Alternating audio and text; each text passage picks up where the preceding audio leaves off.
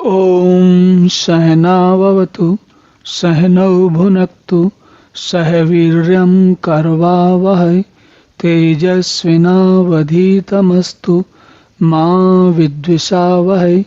ॐ शांति शांति शांति।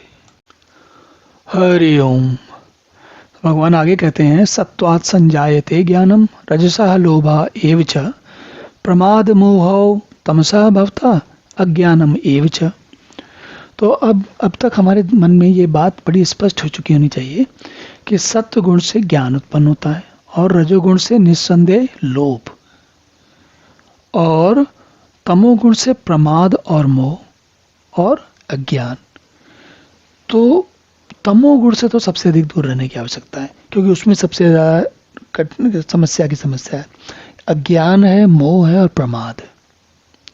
प्रमाद जीवन में अकर्मण्य बनाता है। मोह ये उलझाता है कि हम अब केवल अपने बारे में और दुनिया के बारे में सोचते नहीं हैं, और उस मोह में हम बहुत संकीर्ण हो जाते हैं। संकीर्ण मतलब आगे नहीं बढ़ते, कोई विकास नहीं होता। रजोगुण वैसे तो ठीक है, लेकिन रजोगुण के साथ सबसे बड़ी समस्या क्या है? जैसे जैसे हम सामान इकट्ठा करते हैं वैसे वैसे हमारा लोभ और बढ़ता जाता है। भगवान ने कई बार कहा है कि जो इच्छाएं हैं वो अग्नि के समान है। जैसे अग्नि, उसको जो कुछ भी मिलता जाए वो सब कुछ जलाती जाती है, इसी प्रकार इच्छाएं कभी रुकती नहीं।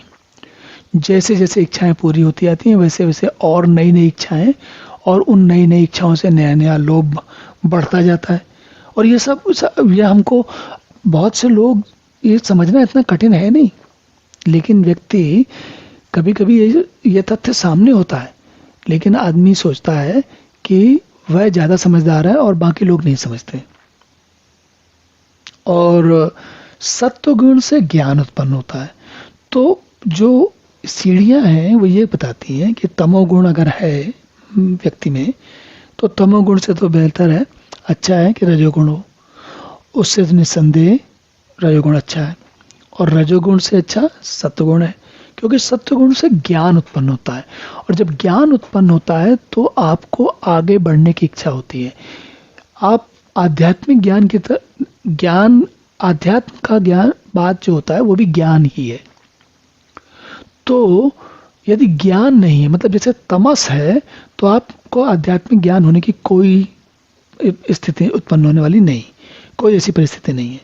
और रजोगुण में भी बहुत संभव नहीं है। क्यों? क्योंकि रजोगुण में जैसे कभी कभी आप देखेंगे सेठ लोग होते हैं, तो मकर संक्रांति के दिन लोगों को खिचड़ी खिलवा रहे होते हैं, या और बहुत सारे कोई दान पुण्य कर रहे होते हैं। तो उनका दान पुण्य इसलिए नहीं होता क्योंकि उनके अंदर सत्वगुण का जागा है, बल्कि वो रजस से प्रेरित होते हैं। उनको लोभ होता है कि अगर हम ये करेंगे तो हमको और पुण्य मिलेगा, या हमको और पैसा मिलेगा, या भगवान हमारे ऊपर प्रसन्न होंगे तो हमें बहुत ज़्यादा मिल जाएगा। तो वो उनका उद्देश्य कुछ और है। तो रजोगुण से निस्संदेह लोभ, और अगर ज्ञान की तरफ बढ़ रहे हैं आगे, तो फिर तो परमात्मा तक पहुंचने का वहीं से मार्ग है, और तो कोई तरीका है नहीं। चलिए अब अगला श्लोक देखते हैं। ओम पूर्णमदः पूर्णमिदं पूर्णात् पूर्णमुदच्यते पूर्णस्य पूर्णमादाय पूर्णमेवावशिष्यते। ओम शांति शांति शांति।